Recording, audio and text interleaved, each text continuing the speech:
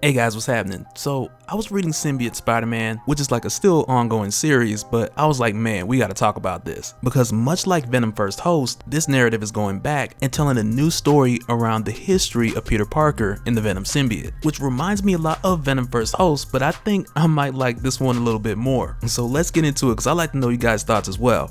But first, if you're new to the channel, be sure to subscribe to catch the spills every week, and don't forget to hit that bell up top so you can squad up in the comments for the first hour.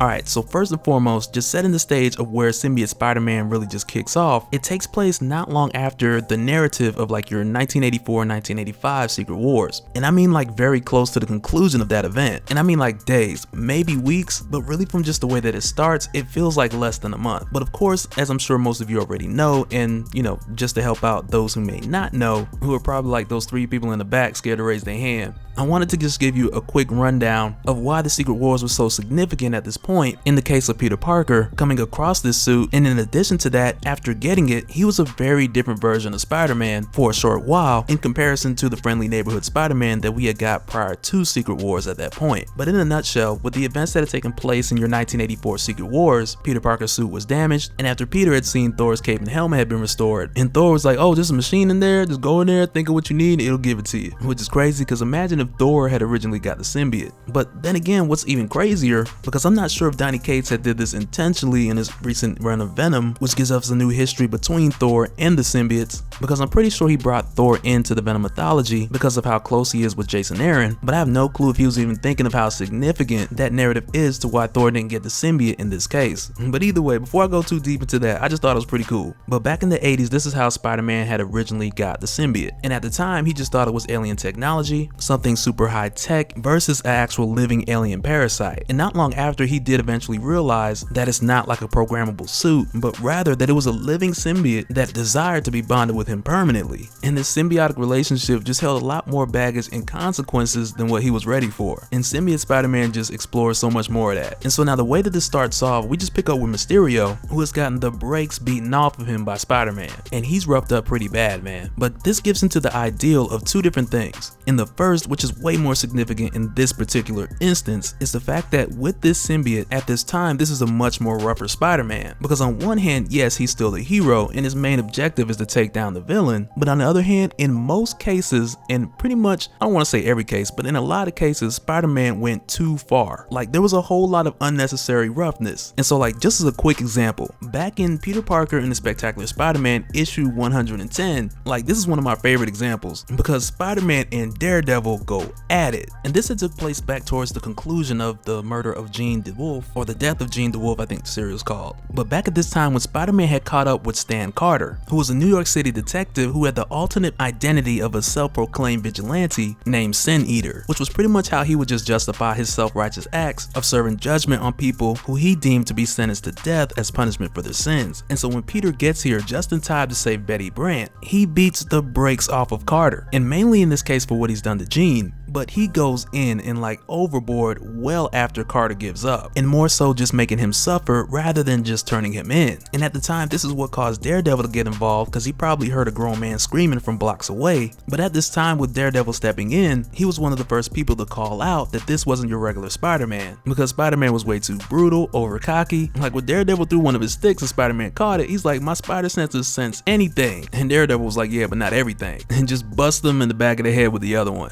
But I'd have to say my most memorable moment from this classic issue, it would have to be when Daredevil told Spider-Man, you're no different from Stan Carter, and Spider-Man's like, we're not the same, big difference. And Daredevil replied, well, not in my eyes. And when I first seen this, I was like, is anybody anything in your eyes? But either way, with Mysterio, we see the very same thing, because even before getting the symbiote, Mysterio would always lose to Spider-Man, and with the symbiote, he would still lose to Spider-Man, but with the addition of the butt kicking and the we're not done here speech. And it's crazy with Spider-Man knocking him all over the place, and you see like the chameleon mask over one side, the jack-o'-lantern reference on the next side, and even your reference to Spot kind of slipped in there as well. But from here, we jump over to a conversation between Quentin Beck, Mysterio, and Jonathan Owen, who would later be Spot, who had just having a casual conversation to where Jonathan is pretty much telling Quentin, like, I hear what you're saying about this whole supervillain thing, but you kind of suck at it because every time you go against Spider-Man, you lose embarrassingly. And he's like, dude, the Power Pack could even beat you, which really is also a thing that actually happened. And the Power Pack, like, those are like children. But in this conversation with Quentin meeting with Jonathan, and more so for the attempt of soliciting his help,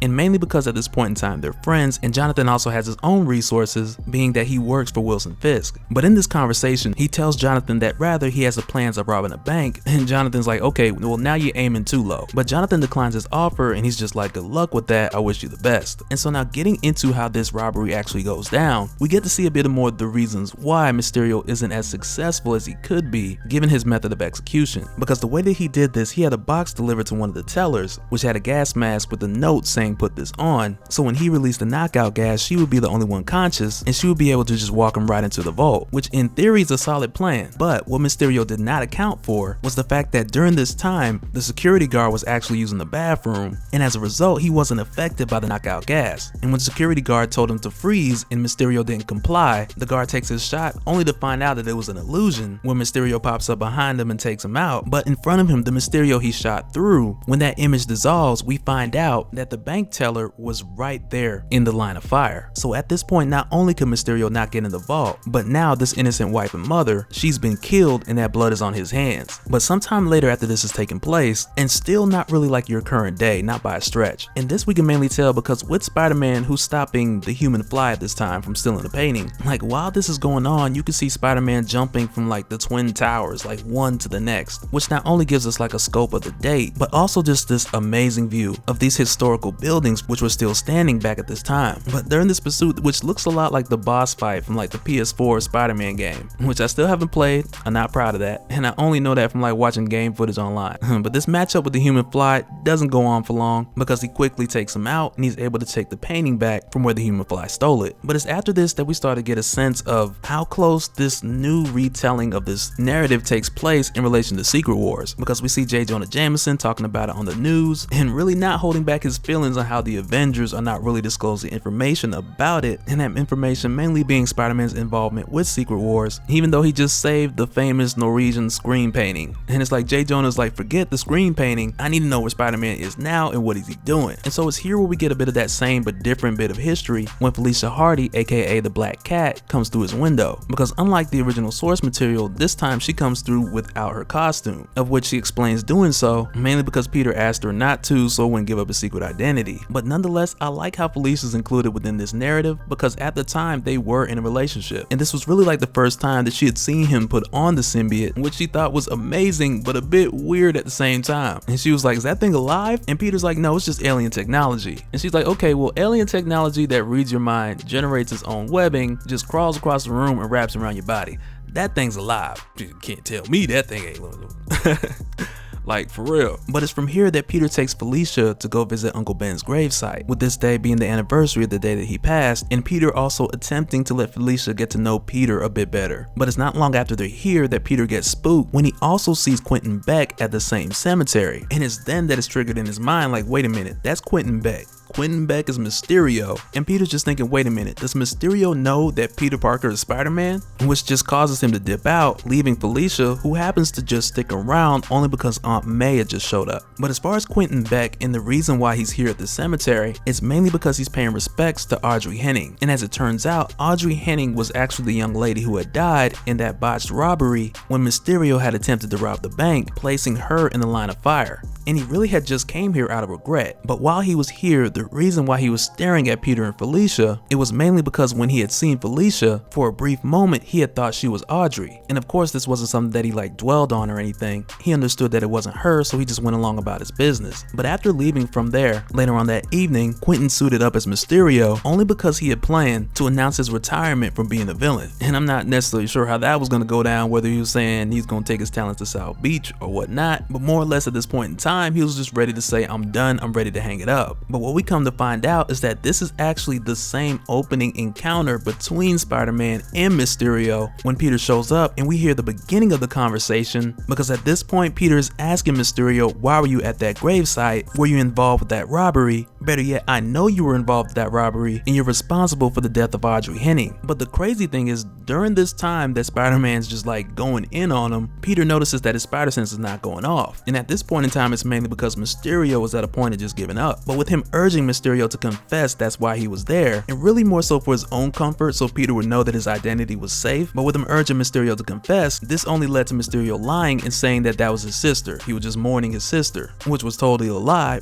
but it bought Mysterio enough time to reach for a detonator, blow up the lab, and create a distraction big enough for him to get out of there and not have Spider-Man take him in. But it's from here that we jump over to a guy by the name of Alan Jennings, who is an actor slash stunt actor who's also a mutant, but he's not really so much aware of it. But either way, dude is a total jerk. Like, he's actually punching people during scenes, getting kicked off the set, and it's here when he's approached by Mysterio. And when Mysterio approaches him, it's funny because he's like, I am Mysterio, and dude's like, who? You mean like Rey Mysterio? And speaking of which, man, back in the day around this time, like mid to late 90s, early 2000s, whatever, like I wasn't into wrestling like that, but there was a handful of people, like if I seen them, they had my attention. And just to name a few, it was Rey Mysterio, Stone Cold Steve Austin, Eddie Guerrero, may he rest in peace, and like dude's shoulders was insane. Oh, and speaking of shoulders, Goldberg was another one. And last but definitely not least, The Rock. Like, I never knew what The Rock was cooking, but I'd run to the TV just to find out. But Mysterio approaching Alan at this time, of course he tries to hit him with the razzle dazzle, like, no, I'm not Rey Mysterio, but I'm Mysterio, the arch nemesis of Spider-Man. But none of these effects really fool Alan because he works in the movie business as well, and he's pretty much like, man, you missed me with all that. But Mysterio's pretty much like, okay, look, I got a job for you. I just want you to kill Spider-Man. I understand that you're a mutant with nearly impenetrable skin, and I'm now giving you the opportunity to be well compensated for that talent by putting it to work. And Alan's like, first of all, I'm not a mutant, I'm not a freak. And Mysterio just spins that beautifully by telling Alan that, look, no, mutants are natural. Spider-Man, he's not. So for that reason, you're not the freak,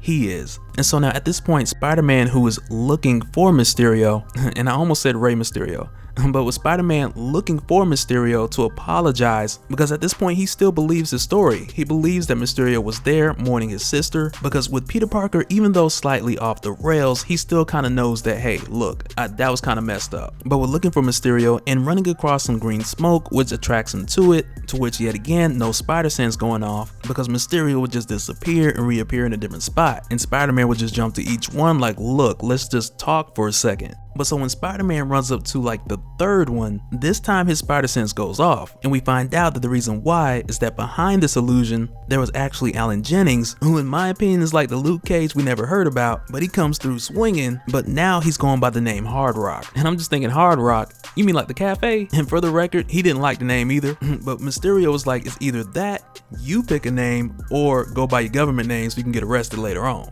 And more or less, Mysterio's like, we ain't got all day for you to pick a name, so we're just gonna go with it. But it's not too long after fighting this guy that Spider-Man realizes that punching this dude is literally like punching Colossus. Like, it hurts to hit and to get hit. And like for Peter, throughout all of this, it's really hurting his pride. And mainly because he is seconds away from getting beaten up by a no-name villain who isn't on par with like your Doc Ock or your Kraven. But eventually, after knocking Spider-Man out, like right when he's getting ready to finish the job, the symbiote reacts and it protects Peter. And man, when I tell you it reacts, I mean that by it jumped into Hard Rock's mouth, went inside of him, and expanded from the inside, exploding his body. Like, I'm talking about Mortal Kombat 11 fatality style, which for the record made Mysterio throw up in his bowl, so he had to take it off and get some air. But it's here that we also find out that Mysterio was actually using one of the offices of Wilson Fisk, mainly because Spider-Man trashed his former headquarters, and Wilson Fisk was one of the first people he could think of who had as many monitors and cameras set up in place for him to utilize and just make it work. But it's also here where Jonathan walks outside taking his regular smoke break, and Quentin kind of tries to act surprised to see him, but we know that he knew that Jonathan worked here. here. But it's here where Quentin tells Jonathan that he understands that Wilson Fisk wants power over anything, and he believes that he's found that one thing that is the most powerful, which Wilson Fisk would want, but he's gonna need Jonathan's help to capture it. And so with Mysterio, who had recently hired Hard Rock, who was like this unknown mutant that he picked up off the street, and he made him a costume that was impervious to Spider-Man's webbing, and he was just like, man, I need you to get rid of Spider-Man, and this no-name dude nearly did. But as you guys already know, that didn't end too well for Hard Rock, which is pretty much why none of us ever heard of him, which is something I really like. And just hear me out. See, here's the thing. Like, we're going back and telling a story like this, which is about the amazing Spider-Man, the spectacular Spider-Man, who can spin a web any size, punch the Hulk into space, you name it. I feel like some of the best parts is like when you throw in a moment where Peter Parker can actually look you in the eye and tell you, hey, I almost got beat to death by a dude you never heard of. Like, this guy's accomplished nothing, but he almost killed me. And to me, that's just one of the best things that you could just throw in the middle of events that we've heard of before. But either way, with Mysterio, who had just seen Hard Rock gruesomely killed, which as I mentioned made him throw open his helmet, immediately after he had to leave Wilson Fisk's office, with Fisk noticing that the door was locked for whatever reason and him had to barge his way in. And what this did is it raised his suspicion. And so as we know from Mysterio, who made his way to the roof, which is where he met with Jonathan Owen, and at this point in time, I'm not even 100% sure if Quentin had the time to clean the vomit out of the helmet just yet. Who knows? But at this point in time with him meeting with Jonathan on the roof, and for Jonathan Owen, who was not expecting Quentin, he just happened to come out and see him there. But it's here where Quentin Beck tells Jonathan that he wants to get a piece of this new costume that Spider-Man has, because just recently he's seen how powerful it can be. And so now, not long after this conversation, we go back to Jonathan's office, and in his office, Kingpin just barges in because he hears Jonathan speaking with someone and he demands to know who it is. And of course, Jonathan's just like, man, I'm just thinking out loud. There's nobody else here, just that empty chair across from me. Like, he just tells him that he was talking to himself, and that was it. And Fisk, looking around, sees no one else there, sees the empty chair, and he's just like, okay, whatever, and he leaves. But of course, as we know, Quentin Beck was there the whole time. But it's here where Quentin expresses that the suit is super advanced. Spider-Man was clearly unconscious, and this suit made a decision, and a very specific one, on how to kill Hard Rock. But it's pretty clear that Mysterio does not have a chance at taking that suit from Spider-Man. But with talking to Jonathan, they are aware that Spider-Man does have a love interest to whom, which is Black Cat, to whom they also know to be Felicia Hardy. And they figure if they can get to her, then they can get to him. And so now just real quick, the way that they even know Felicia Hardy's identity, that more so works into Jonathan working for Wilson Fisk, to whom at one point the Black Cat also worked for as well. But we'll get into more on that in a little bit. But for now, jumping back over to Spider-Man, who's facing off with Electro. And trust me, this fight looks way better than Spider-Man 2. But when he's facing off with Electro at this concert, to where the people at the concert think it's part of the show, oh man, that's just like Spider-Man 2.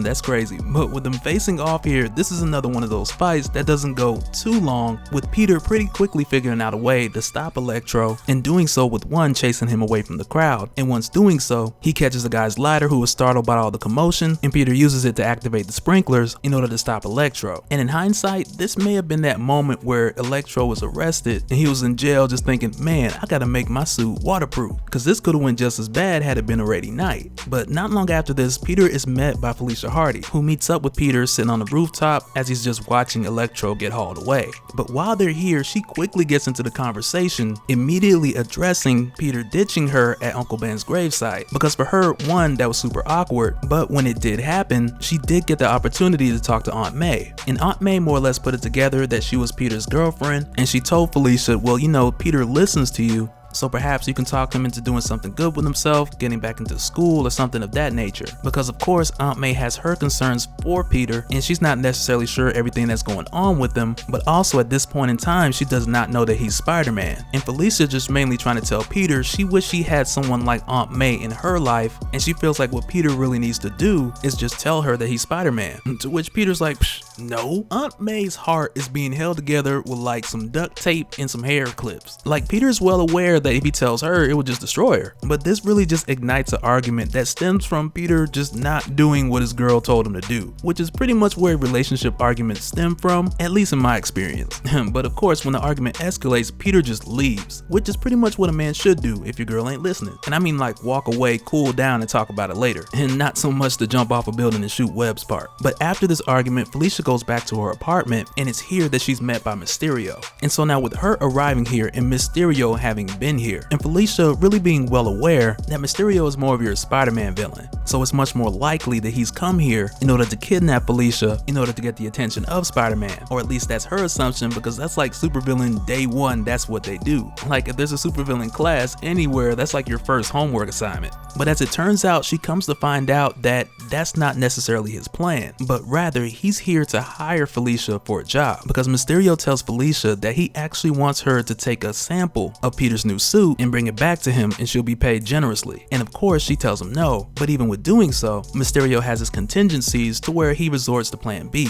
And so it's here where Mysterio tells Felicia that if she doesn't bring him a sample of Spider-Man's new suit, then he will give Spider-Man a full case file about her history with Kingpin, which is something that she does not want him to know anything about. In addition to the details of her origin and her history, she was a straight up criminal. She was a cat burglar, and her history of becoming a burglar very much stems from her relationship with her father, who was also a burglar, and she spent half of her life hating him and the other half trying to be just like him. And it wasn't long after that we found out that her father, Walter Hardy, to whom her mother had told that he had died, but after finding out he was still alive, she had broke her father out of prison, and it was then that she had explained to him that the more she had learned about him, the more she had wanted to be like him, and she had modeled herself after him, in doing so with learning martial arts, gymnastics, in order to be like her father, Walter Hardy, to whom at one point was the best burglar in the world. But for Black Cat, after meeting Spider-Man and then growing closer to him, and Peter really being like the first man that she met that she felt like she can grow and trust, she eventually fell in love with him, and then after some time, she would begin to help him out, sort of like your anti-hero. But she also noticed that most of the time when she would try to help Spider-Man, whether it was versus Doc Ock or Hobgoblin or whoever, she would notice that in many cases, she would either nearly get killed, she would be in the way, or Spider-Man would just end up taking more hits than he would have had he been doing it on his own. And so it was for this reason that she ended up making a deal with Kingpin after nearly getting Peter killed again,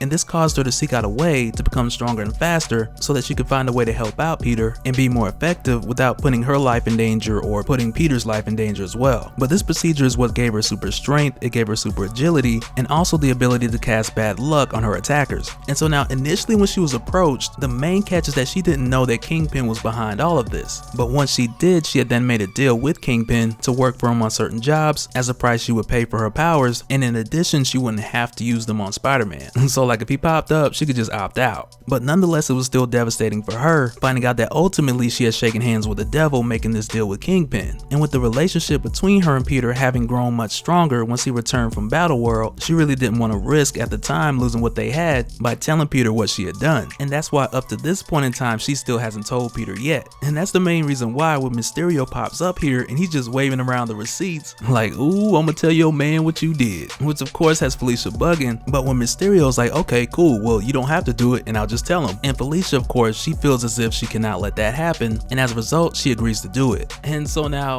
Felicia, her plan of execution, goodness. Because when Peter gets home, Felicia is there waiting with the ultimate distraction right there in front of him. And Peter, being none the wiser, is just like, okay. And I gotta admit, like in my mind, I can't help but hear just the Wale and Tierra Thomas bad, like just playing in my mind when it comes to this. And so after putting Peter to sleep, she now has to act quick before his healing factor kicks in. And for the record, he's only knocked out because she had some chemicals in her lipstick that made him pass out. So get your mind out the gutter, because that's all that happened. But having this brief moment, she uses the laser pen that Mysterio gave her, and she takes a sample of the symbiote. And for whatever reason, the symbiote just let it happen, and whatever that explanation may be, I'll just leave to your imagination. But so now when Felicia leaves from here to go meet with Mysterio, she hands him the sample of what they both believe to be just a piece of Spider-Man's new high-tech suit. And for Felicia, she's more so concerned about Mysterio just not leaking the information and the details of her past, which in this situation just causes her to act out of fear. But after this exchange is done, we find out that Peter was there the whole time, or at least long enough to see the transaction take place. We don't know if he heard everything. And so when Mysterio takes the sample to Jonathan Owen, they place it in containment, and in that containment containment, it begins to expand and break out of the jar that he brought it in. And immediately Spider-Man arrives after following Mysterio back to Kingpin's lab. And man, I can't imagine how many of them bowls that Spider-Man them punched and cracked and broken. Like, Mysterio has to be running through those things. But so when Peter has this moment alone to get this piece of the symbiote back, he opens the containment, but it gets away, rather than just joining back with his symbiote. And it doesn't take long from this point for the security to make their way in, after hearing all the commotion from Spider-Man taking down Mysterio and Jonathan Owen. But strangely enough, when they arrive with the Kingpin, Spider-Man just gets out of there. And it's very much likely to him just being off his game and not wanting to engage in such a high-risk situation, at least not immediately. But during this time, Wilson Fisk does notice that they have some extra company, and that company being Mysterio. And Jonathan Owen immediately is like, I never seen that man in my life. And so now the Kingpin, just doing what the Kingpin does, he takes Mysterio into this nice cozy room to where it appears he wants to ask him a few questions nicely, or perhaps even not so nicely. But while Mysterio is chained to the chair, from the shadows in this room, the symbiote emerges and bonds with Mysterio, giving him the strength to bust out of his chains and emerge as the symbiote Mysterio, which is insane because this situation has escalated super quick. Like, if I was security, I'd have been creeping towards the back like, okay, that's what we doing. And regardless that even though at this point in time nobody really knows what a symbiote is, they haven't had the pleasure of meeting Venom or Carnage, like they really have no clue. But when this happens, Mysterio picks up Kingpin and pretty much uses him as a Kingpin, knocking down the other guards like bowling pins and making his way out. And Mysterio doesn't really waste much time with Wilson Fisk at this moment, mainly because his focus is on Spider-Man. And with him having just a taste of this power that Spider-Man has, he's now hell-bent on a mission to get the rest of this high-tech costume from Spider-Man to keep for himself. And so now, not long after, probably the next day or the next morning, Aunt May calls for Peter to meet up with her and have breakfast, and on his way to go meet with her, symbiote Mysterio pops up, catching Spider-Man off guard and likely making him miss his meeting with Aunt May, which was pretty important to Peter because at this point in time, him and Aunt May hadn't really been speaking, and this would have been the first time in a while for them to meet up and actually sort things out. But with Mysterio catching Peter here and attempting to remove his symbiote, we've just entered like a whole new ball game. And Felicia, who followed Peter here, she's beginning to see that the decision she made was a big mistake, because now Mysterio is much more of a formidable threat than he was before. Alright, so previously we had talked about a bit of the history between Mysterio and Spider-Man, because prior to this point, like 10 times out of 10, Mysterio would use a number of different illusions towards Spider-Man, but eventually Spider-Man would figure it out and he would take him down. But this new narrative really leans into the idea of one, Mysterio noticing the power upgrade for Spider-Man when he returned with the black suit, which at one point in time fought for him when Peter Parker was unconscious, and after seeing that, it really intrigued Mysterio to figure out how he could figure out how to add a piece of this, what he assumed to be technology, to his arsenal. And so now, because of the well-known connection between Black Cat and Spider-Man, this led Mysterio to seek out Black Cat to get a sample of the quote-unquote technology from Spider-Man's suit. And to go a little deeper, because of Mysterio's connection with Jonathan Owen, who works for Wilson Fisk, he had learned a bit more about Felicia's past with Wilson Fisk, with the crimes that she was involved in, and the fact that Wilson Fisk was the person who had given her powers, which she had sought out only to stay closer to Peter in the first place. But with knowing her history, Mysterio figured, okay, I can use this as leverage and blackmail the Black Cat so I can get a piece of the black suit. And initially she wasn't gonna do it, but because of her fear of Peter finding out, with the addition of Peter not really being the easiest to talk to lately, and mainly because of the symbiote, but mostly out of her fear, she makes a decision to help Mysterio in hopes of keeping her secret buried. And so now, after using her very effective methods of distraction, she uses a laser pen which was given to her by Mysterio, takes a piece of the suit, which once again the suit allowed to happen. And when she does this and takes it to secretly meet up with Mysterio, a couple things happen. Because one, when she meets him, not only is she followed by Peter in the symbiote, who goes unnoticed by either her or Mysterio, but after the exchange, when Mysterio goes back to meet with Jonathan Owen, who works for the Kingpin, Peter follows him back there, there's a scuffle, which allows the symbiote to get loose, but after this, Peter leaves. But one of the big things to take notice of here is that this entire time, from watching the meetup to following Mysterio back to Jonathan Owen's laboratory, like this entire time, Peter doesn't say a word, which leads us to believe that the symbiote had just bonded back with Peter and pretty much just used this whole situation to find out where Mysterio was going to. But then when it got too heated, the symbiote caused Peter to leave, but with doing so, leaving behind the piece that Mysterio had taken, which of course then led to that piece of the symbiote finding Mysterio and bonding with him, which from here led Mysterio to want to go figure out how he could get the rest of the suit so that Spider-Man would no longer have the even advantage. And so now, like a few hours later, Peter wakes up and he's back in his bed, and he doesn't really have memories of what had went down with Felicia's meeting and running into the Kingpin, because to him it seems as if he had just went to sleep the night before and just woken up in the same place. And this is something we've seen before recently that of course takes place years later with Eddie Brock, back when the Maker had told him that the symbiote was hiding memories from him. And on top of that, we've also seen situations where in emergencies, the same Venom symbiote had taken over Eddie Brock and just led his injured body to safety. But more recently, like in Maximum Carnage, when the Venom symbiote did this, he was still speaking and communicating.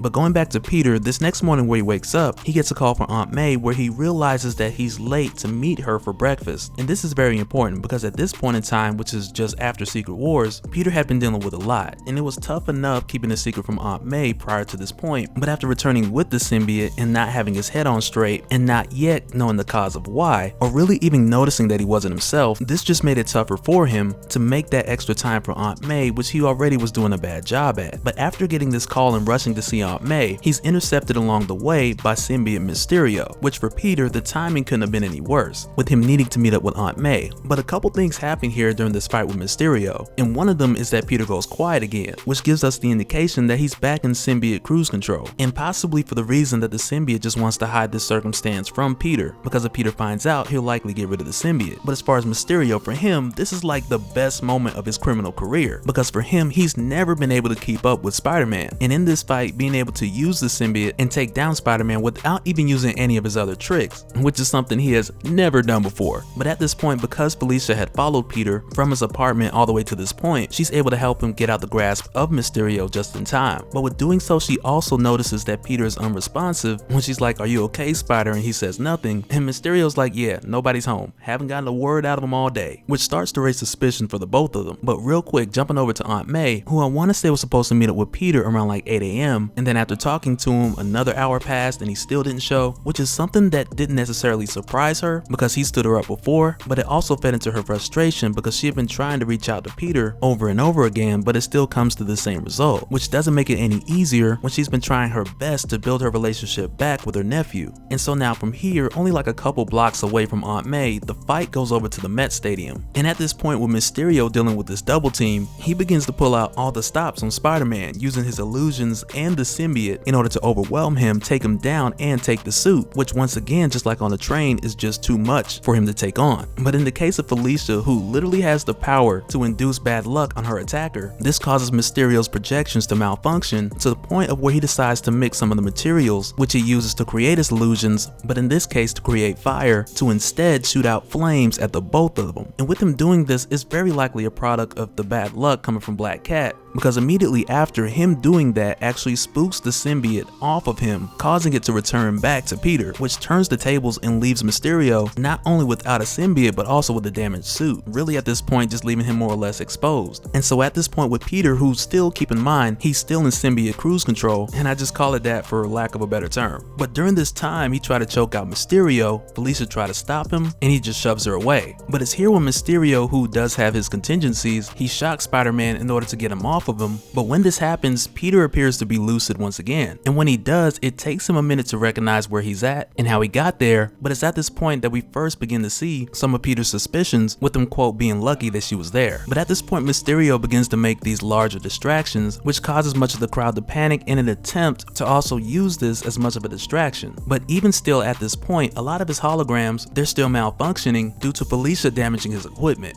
But even still with him doing this, like the general public, it still caused them to go into panic, and it's still enough to distract Peter from Mysterio's actual location. But even still with Peter distracted, Felicia spots Mysterio and she's able to take him down before he takes a shot. And with doing so, all the projections and the illusions, they go away. Peter's able to web Mysterio up, and after that, Mysterio, he's pretty much done for the day. But right after this, Peter rushes off to try to catch Aunt May, allowing Felicia to just take it from there and make sure that he doesn't go anywhere before the police arrive. But when Peter leaves and Mysterio Mysterio comes to, she more or less reminds him that a deal is a deal and that none of this really changes the agreement that they made, because she doesn't want Peter to know either about her history or her involvement with Mysterio getting a part of the suit. But Mysterio, he's just like, that's the last thing you need to worry about, because when he learns about that suit, he'll get rid of it on his own. And hopefully when he makes that decision, he'll do it before it's too late. But as for Peter, when he arrives at the Pancake Cottage, and man, that sounds good right now.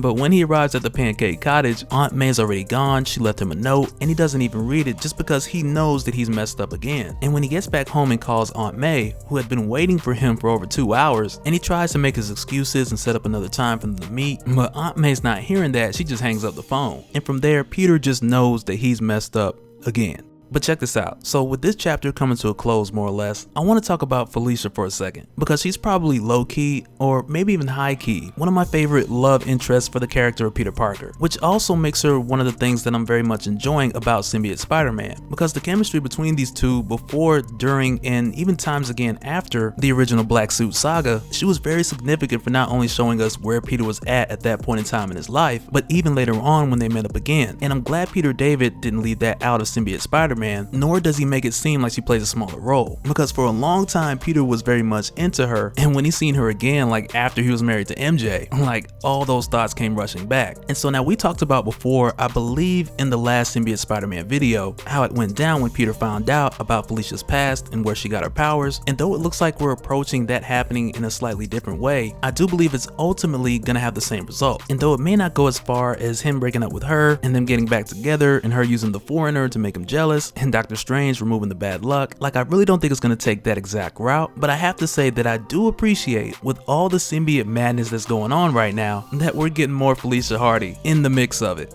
But that'll do it for this one, guys. Let me know your thoughts down in the comments below. Like, are you digging Symbiote Spider-Man as much as I am? And which parts about it, whether new or nostalgic, are you enjoying the most? And who do you think will get a symbiote next? Because I'm sure before this is done, we'll see a few others suit up, possibly for the first time, as a part of this new story. But leave all your thoughts and all your theoretums in the comments below, and we'll do it again on the next one. Alright, later.